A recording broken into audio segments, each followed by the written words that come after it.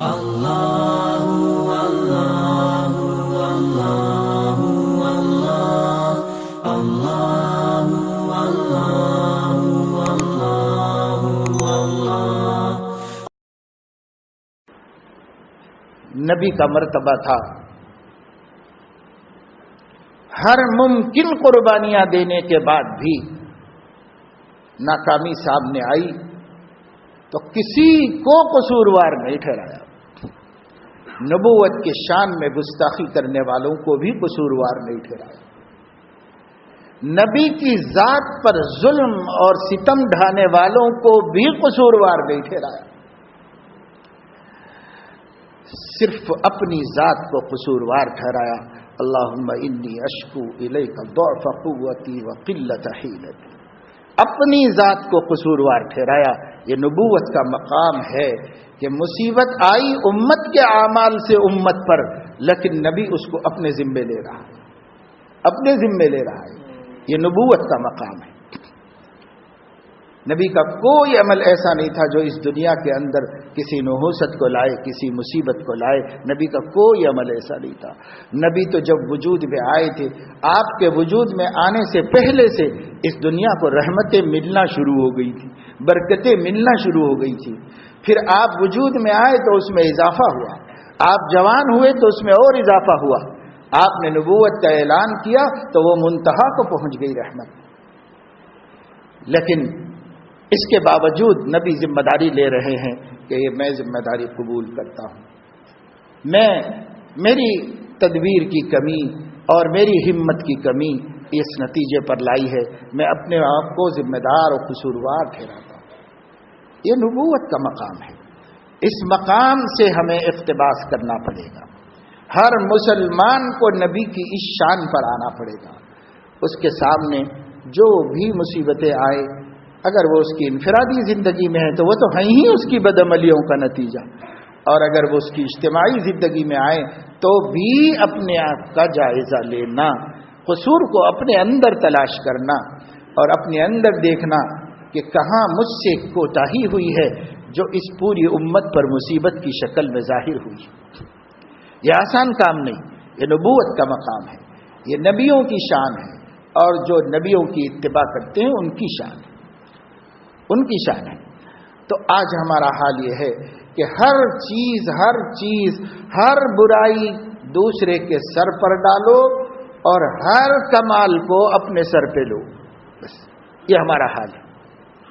حالانکہ کامیابیوں میں دوسرے کی محنتوں کی تعریف کرنی چاہیے اور ناکامی کے بارے میں اپنا تجزیہ کرنا چاہیے اور اپنے کو قصوروار اور ذمہ دار ٹھہرانا چاہیے۔ ہم اس کے الٹے ہو گئے، تو یہ اعمال کا نتیجہ ہے۔ اور تیسری بات یہ ہے کہ ہمارے اعمال بھی اچھے ہیں اور ہماری تدبیر بھی اچھی اور ہماری کوشش بھی اچھی، تو پھر اس مرحلے پر ہمیں یہ رہنمائی ملتی ہے کہ ٹھیک ہے، اب تمہارا کوئی قصور نہیں، یہ اللہ کی تقدیر ہے، اور اللہ کی تقدیر اگر تمہیں نقصان پہنچاتی ہے تو اللہ تعالیٰ اس کا اجر دے گے، اور اللہ تعالیٰ اس کے معاوضے کے خود ذمہ دار ہو جائے گا، خود اللہ تعالیٰ اس کے ذمہ دار بنے گے۔ تو اللہ رب العزت کی تقدیر ہے تو اللہ ذمہ داری قبول کرے گا اور بندے کا کوئی مواخذہ نہیں کرے گا، بلکہ اور اجر عطا فرمائے گا اور بندے کی اللہ تعالیٰ مدد فرمائے گا۔ لیکن میرے دوستو، ہم اس مرحلے میں نہیں ہیں، ہم پہلے دو مرحلوں کے اندر ہیں، پہلے دو مرحلوں کے اندر ہیں۔ ہماری رہنمائی کرنے والے، ہمیں لے کر چلنے والے، سیاسی طور پر بھی اور دینی اعتبار سے بھی ہماری رہنمائی جو ہو رہی ہے، اس میں اتحاد نہیں، اس میں اتفاق نہیں، اور سیاسی اعتبار سے ہماری رہنمائیوں کا تو ہم کچھ پتہ ہی نہیں چلا سکتے کہ کیا حقیقت ہے، اس لیے کہ اس وقت ملک میں ہی نہیں پورے عالم میں انٹرنیشنل لیول پر سیاست سمجھنا ممکن ہی نہیں رہا۔ سیاسی قائدین کی آخر سیاست کیا ہے؟ عالمی قائدین کی سیاست کیا ہے؟ ملکی قائدین کی سیاست کیا ہے؟ ہو سکتا ہے کچھ اللہ کے बाबसीरत बंदे जिनके दिल की आंखें खुली हुई हों, वो उसकी हकीकत समझ रहे हों। लेकिन आम आदमी तो इन सियासी रहनुमाओं के मकासिद को, इनके इरादों को, इनके अज़ाइम को, इनके बयानात को, इनके स्टेटमेंट को समझ ही नहीं सकता कि वो बोल क्या रहे हैं, कर क्या रहे हैं, उनके दिल में क्या है, उनकी जुबान पर क्या है। जुबान और ज़मीर के दरमियान के फासले आसमान ज़मीन से ज़्यादा के फासले। समझना मुश्किल है कि वो कहना क्या चाह रहे, वो करना क्या चाह रहे।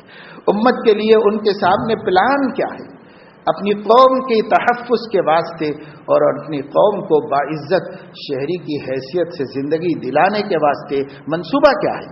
वो मंसूबा ही समझना मुश्किल है कि क्या मंसूबा है और वो क्या करना चाहते हैं, वो क्या है। इसकी कौम को रहनुमाई नहीं, और जब कौम को रहनुमाई नहीं तो कौम का हर फर्द अपनी अक्ल से अपने भले बुरे को सोच रहा है। हर शख्स अपनी अक्ल से अपने भले बुरे को सोच रहा है। उनके सामने कोई प्लान ही नहीं, तो वो किस प्लान के तहत सोचे। होना ये चाहिए कि एक प्लान हो, मसलन किसी पार्टी का, तो उसके कायद ने एक प्लान पेश किया हो और उसको मानने वाले, फॉलो करने वाले और भरोसा रखने वाले जितने भी हों, 1000, 10,000, 20 लाख, 10 लाख, 20 लाख, 50, 25 जितने भी हों, जितने उसको फॉलो करने वाले हों, उनके सामने रास्ता मुतय्यन हो और उस रास्ते के लिए कुर्बानियां दी। उनके सामने रास्ता नहीं है, वो अंधी कुर्बानियां दे रहे, अंधाधुन कुर्बानियां दे रहे, उनके सामने रास्ता ही नहीं कुछ। ये ऐसा वक्त आया है, हदीस पाक में है, तिरमिज़ी शरीफ में रिवायत है, जब मेरे बंदे मेरी नाफरमानियों में कसरत करेंगे इल्म के बावजूद। यानी मालूम है कि ये बुरा है फिर भी कर रहे हैं, और मालूम है कि ये जरूरी है फिर भी नहीं कर रहे। जैसे नमाज है, सबको पता है कि पढ़ना 5 वक्त जरूरी है, फिर भी नहीं पढ़ रहे। और जैसे ज़िना है, शराब है, नशा है, बदकारियां हैं, सबको पता है कि ये नहीं करना चाहिए, फिर भी कर रहे हैं। तो हदीस कुदसी है, अल्लाह खुद फरमा रहा है कि जब ऐसा जमाना आ जाएगा कि मेरे बंदे इल्म रखने के बावजूद मेरी नाफरमानियां करेंगे और मेरे हुक्मों को तोड़ेंगे, तो फिर मैं उनके लिए ऐसे हालात पैदा करूंगा, अल्लाह पैदा करेंगे, मैं उनके लिए ऐसे हालात पैदा करूंगा कि जो उनका ज़ईम और लीडर है वो हैरान हो जाएगा कि मैं बचाऊं तो कैसे बचाऊं। यानी उसको भी नहीं सुझाएंगे अल्लाह पाक कि वो कैसे लेके चले और कैसे निकाले इस भंवर में से, इस मुसीबत से कैसे बाहर लाए। अल्लाह हमारे ज़ुआमा, हमारे कायदीन, हमारे लीडरों को भी अल्लाह ताला फरमा रहे हैं कि हैरत में डाल दूंगा, हैरत में। हैरान उसको कहते हैं जो सहरा में रास्ता भटक गया हो और किसी नतीजे पे नहीं पहुंच पा रहा हो। अल्लाह ताला हैरान कर देगा, हैरान। ये कब होगा? जब होगा वो हमने वक्त लाया है। हम में से कौन है जो अपनी हालत नहीं जानता? सब अपनी हालत जानते। हम इल्म रख कर भी कि ये जरूरी काम है बहुत आसानी से छोड़े हुए हैं, और इल्म रख कर भी कि ये बहुत बुरा काम है, अल्लाह को उठाता है, नाराज करता है, फिर भी धड़ल्ले से कर रहे हैं और किसी का खौफ हमको नहीं। तो यही सूरत बताई ना अल्लाह ने, जब ऐसी सूरत मेरे बंदों में आम हो जाएगी, यानी थोड़े बहुत कहीं कहीं कोई करे तो अल्लाह इस पे इक़दाम नहीं फरमाता, एक्शन नहीं लेता। सब ऐसे हो जाए, अक्सरियत ऐसी हो गई, चुनाचे हो गई, तो अल्लाह ताला फरमाने ऐसे हालात पैदा कर दूंगा, मैं ऐसे हालात में मुब्तला करूंगा। और उसके बाद अल्लाह ताला ने ग़ज़ब में आकर ये इरशाद फरमाया, क्या वो लोग मेरा मजाक बना रहे हैं या ये कि मेरे ऊपर जरी हो गए? ये सवाल कर रहा अल्लाह ताला बंदों से, क्या बंदे मेरा मजाक बना रहे हैं या मेरे ऊपर जरी हो गए हैं? क्यों उनको एहसास नहीं है मेरी अजमत शान का और मेरे इंतकाम का और मेरी पकड़ का और मेरी रहमत का और मेरी मग़फ़िरत का? किसी चीज का एहसास नहीं और किसी चीज की तलब ही नहीं उनके अंदर, कि न उससे डर रहे हों और न इसको तलब कर रहे हैं। अल्लाह बख्शता है, बख्शने दो, न बख्शता न बख्शने। क्या करना है? बख्शिश क्या चीज है? मग़फ़िरत क्या है? मुझे क्या जरूरत है उसकी? मैं क्या मोहताज हूं उसका? हमें रुपए का मोहताज हूं, नौकरी का मोहताज हूं, کمپنی میں ملازمت ملنے کا محتاج ہوں، پاسپورٹ پر ویزا لگنے کا محتاج ہوں، روٹی کا محتاج ہوں، کپڑے کا محتاج ہوں، لیکن کیا مغفرت کا بھی محتاج ہوں؟ تو کبھی ہماری لسٹ ہی میں نہیں ہماری ضرورتوں کی کہ ہماری ایک ضرورت بخشش و مغفرت بھی، ہماری فہرست ہی میں نہیں۔ تو جو بندے اللہ کی مغفرت کو یوں ٹھکرا دیے ہوں اور یوں کچرے کے ڈبے میں ڈال دیے ہوں کہ وہ مغفرت بھی کوئی ہمارے کام کی چیز ہے، وہ مغفرت بھی کوئی ہماری ضرورت کی چیز ہے، اتنا ویلو ختم ہو گیا ہو ایمان والوں کی نظر میں مغفرت کا، اور اس قدر ہم اس سے بے حس ہو گئے ہوں، اور اللہ تعالیٰ کی عظمت اور اس کی قدرت اور اس کی پکڑ، اس کی ہمارے پاس کوئی اہمیت نہ ہو اور کوئی ویلو نہ ہو ہمارے پاس، تو ظاہر ہے کہ اللہ کو غصہ نہیں آئے گا۔ اللہ پاک کو غصہ آ رہا ہے تو اللہ تعالیٰ فرما رہے ہیں کہ کیا وہ میرے اوپر جری ہو گئے ہیں یا وہ لوگ مجھے مذاق بنا رہے ہیں؟ نہیں سمجھتے، نہیں پہچانتے اور نہیں جانتے میرے مرتبے کو، میرے مقام کو، میرے علم۔ اللہ تبارک و تعالی شانہ نے یہ فرما دیا ہے، اور اس کی خبر حضور علیہ السلام نے 1400 سال پہلے دے دی۔ اور پھر حضور علیہ السلام نے یہ بھی خبر دی ہم کو کہ ایک وقت آئے گا کہ قومیں اور ملتیں اور مختلف افکار اور مذاہب اور دین کے لوگ وہ جڑ جائیں گے، جمع ہو جائیں گے تمہارے خلاف، اس طرح جس طرح کھانا کھانے والے جڑتے ہیں، جمع ہوتے ہیں دسترخوان کے اوپر۔ جیسے دسترخوان پر بھوکے جمع ہوتے ہیں اور اکٹھے ہوتے ہیں اور کیے جاتے ہیں میزبان کی طرف سے، سخی کی طرف سے، اس طریقے سے امتیں، ملتیں، اقوام، ادیان اور مختلف عقیدے والے اور مختلف مذہب والے وہ سب اکٹھے ہو جائیں گے اور ایک تم کو الگ کریں گے۔ تم اکیلے کو الگ کریں گے، باقی سب اکٹھے ہوں گے، سب ایک ہو جائیں گے، سب مل جائیں گے، اور ایسے جمع ہوں گے خوشی خوشی جیسے جمع ہوتا ہے سخی کے دسترخوان پر بھوکوں کا طبقہ، ایسے سب جمع ہو جائیں گے، سب اس پر اکٹھے ہو جائیں گے۔ علیکم، کس کے خلاف؟ تمہارے خلاف جمع ہو جائیں گے، سب اکٹھے ہو جائیں گے۔ تو صحابہ کرام نے حضور علیہ السلام سے اس وقت میں پوچھا، یا رسول اللہ، او من یومئذ نحن فی قلۃ یا رسول اللہ، کیا اس دن ہم لوگ بہت چھوٹی تعداد میں ہوں گے؟ حالانکہ ہم 10,000 کا لشکر لے کے گئے تھے تو فتح پا کے آئے تھے، ہم 313 گئے تھے تو فتح پا کے آئے تھے، ہم 20,000 آدمیوں کے ساتھ مکہ مکرمہ پر حملہ کیے تو فتح پا گئے، بغیر کسی لڑائی جھگڑے کے، بغیر کسی قتل و قتال کے۔ آج 1.25 لاکھ ہیں، ہمارے اوپر کسی کو نظر اٹھا کے دیکھنے کی جرت نہیں ہے، سارا عرب ہمارے سامنے ہتھیار ڈال کر شکست قبول کر چکا ہے۔ اڑوس پڑوس کی سپر پاورز، رومن امپائر اور ایران کی اس وقت کی سب سے بڑی طاقت ہتھیار ڈال چکے ہیں اور ہماری غلامی قبول کر چکے ہیں۔ شام، بحرین، عراق، تمام عجمی ممالک میں حبشہ تک ہم نبی پاک صلی اللہ علیہ وسلم کے حین حیات پہنچ چکے ہیں۔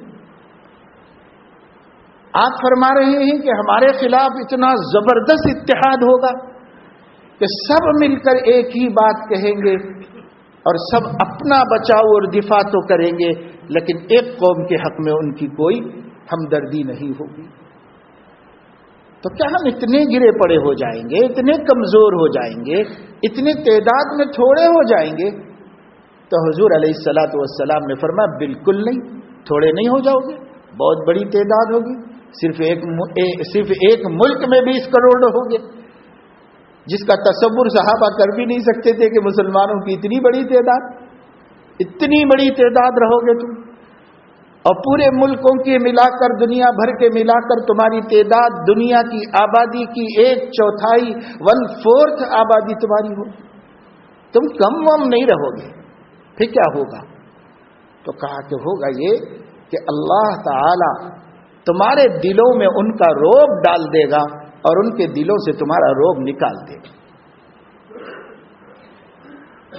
تمہارے دلوں پر ان کا روب ڈال دے گا اور ان کے دلوں سے تمہارا روب نکال دے گا. ابھی ہے نا بھی تھوڑی بہت جو کوششیں تدبیریں بعض ہمارے قائدین جس قدر بھی ممکن ہو سکے کر رہے ہیں، کوششیں ہو رہی، تدبیریں تھوڑی بہت وہ ٹکرا رہے ہیں اور کچھ نہ کچھ اپنی مانگ کر رہے ہیں. تو مسلمانوں کی ایک بہت بڑی تعداد عیش کوش متنعم آرام پسند وہ یہ کہہ رہی ہے کہ بھئی کیوں یہ سب کرنے کی ضرورت ہے، کیوں یہ سب کرنے کی ضرورت ہے. تو وہ اس کو ماننے کے لیے بھی تیار نہیں ہے. کیوں؟ اس لیے کہ اللہ کے نبی خبر دے رہے کہ اللہ تعالیٰ تمہارے دلوں میں ان کا روب ڈال دے گا، تمہارے دلوں میں ان کا روب ڈال دے گا اور تمہارے دلوں سے ان کا روب نکال دے گا. یعنی تمہارے دلوں میں ان کا روب اور ان کے دلوں سے تمہارا روب نکال دے گا. یہ حضور علیہ السلام کی خبر ہے اور یہ صورتحال ہمارے سامنے آتی جا رہی ہے، دن بدن بڑھتی جا رہی ہے. ابھی ہم یہ کہہ رہے ہیں کہ ابھی لوگوں کا حال یہ ہے کہ وہ جو کچھ کر رہے ہیں اس کی ایسی اچھی تعویل کر رہے ہیں کہ ہمارا زخم زیادہ ہرا نہ ہو، ہمارا غم زیادہ نہ بڑھے. ایسی خوبصورت تعویلیں اس کی کر رہے ہیں کہ سب اس کا یہ مقصد نہیں ہے، یہ ہے اور ایسا نہیں ہے، ایسا ہے، ایسا نہیں ہے، ایسا ہے. ظاہر ہے کہ وہ ہمارے دل پر ہمارے زخم پر مرہم رکھنا نہیں چاہتے ہیں، بلکہ وہ صرف یہ چاہتے ہیں کہ اذا یئس الانسان طال لسانه کسنور مغلوب یسول علی الکلب. انسان مایوس ہوتا ہے، کچھ نہیں کر پاتا تو زبان درازی شروع کر دیتا ہے، اور جب بلی عاجز ہو جاتی ہے تو کتے پہ حملہ کر دیتی.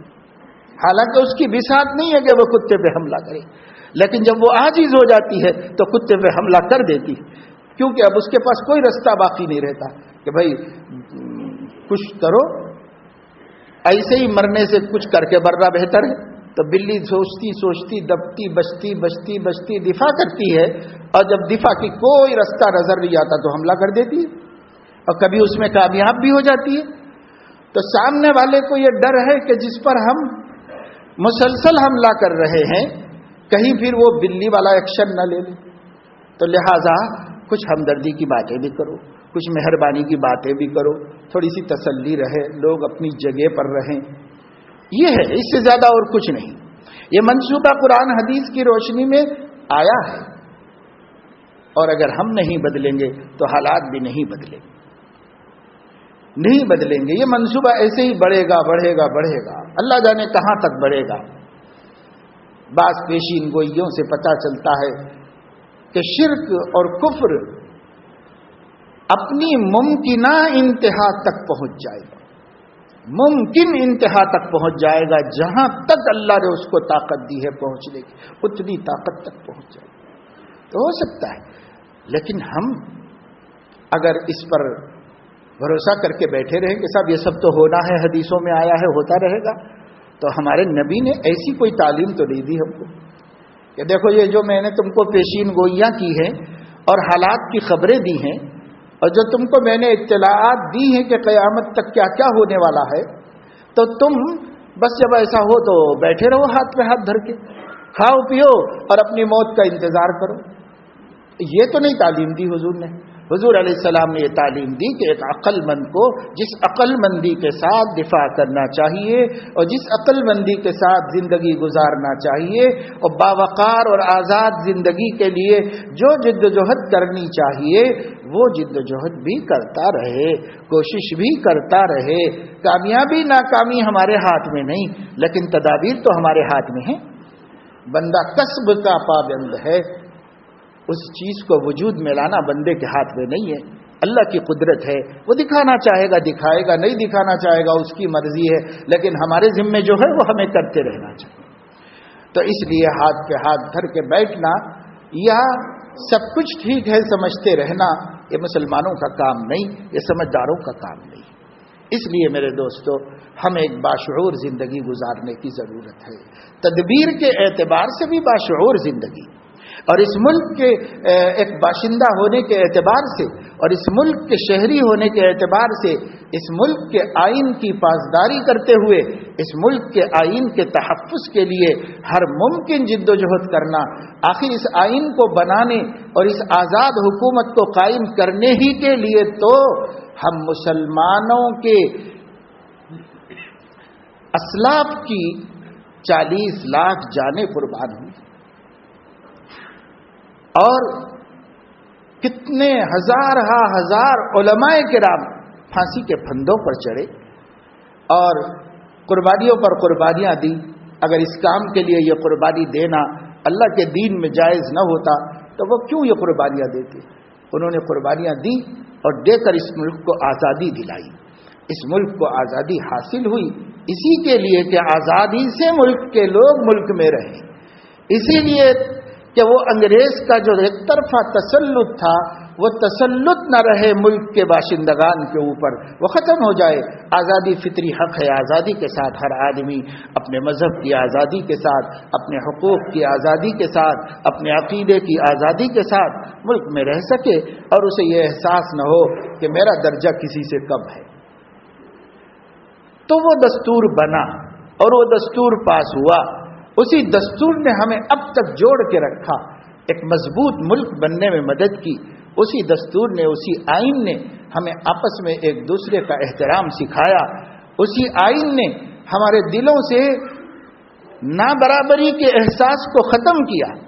لیکن اب آپ کا وہی آئین خطرے میں ہے اور اسی آئین سے چھیڑ چھاڑ ہے، تو ہماری ذمہ داری ہوگی کہ ہم اس کو اپنا فرض سمجھیں کہ اس آئین کو جو صرف ہمارے حق میں نہیں ہے، وہ آئین اس ملک کے ہر باشندے کے حق میں ہے، اس ملک کے ہر مذہب کے حق میں ہے اور اس ملک کے ہر مذہب کے ماننے والے کے حق میں ہے۔ تحفظ کریں، اس کی تحفظ کے لیے ہر ممکن اور جائز تدبیر کو ہم اختیار کریں اور اس کے لیے جد و جہد و کوشش کریں۔ یہ جب ہی ہو سکتا ہے جب مسلمان باشعور زندگی گزار رہے، اور بے شعور زندگی کا کوئی فائدہ نہیں۔ بے شعور زندگی گزارنے والے ذلیل اور رسوا ہو کر مرے، عزت کے ساتھ وہ مرے گا جو باشعور زندگی گزارتا ہے۔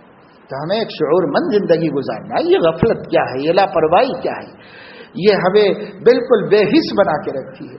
جب آدمی بے شعور ہوتا ہے تو اس کا احساس بھی ختم ہو جاتا ہے اور اس آدمی میں قوت عمل بھی ختم ہو جاتی ہے۔ اس لیے کہا گیا ہے قوت فکر و عمل پہلے فنا ہوتی ہے۔